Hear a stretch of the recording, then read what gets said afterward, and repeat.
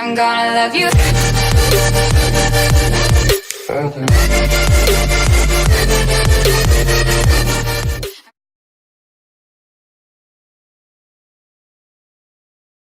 Suatu hari ketika dia mencari Lulu, dia mendengar suara anjing berada di bawah kakinya. Ternyata Lulu terperangkap di bawah tanah.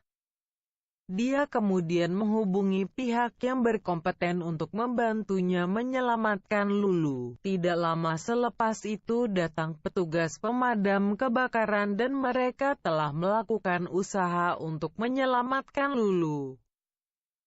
Mereka telah menggunakan penggali, pemotong peralatan dan skop untuk menggali lubang, hingga sampai pada pipa bawah tanah dengan kedalaman 8 kaki di bawah tanah. Petugas pemadam kebakaran kemudian harus berjalan masuk ke dalam lubang yang telah digali. Usai operasi selama 6 jam itu dilakukan, mereka akhirnya berhasil menemukan anak anjing itu dan segera diserahkan kepada Gina.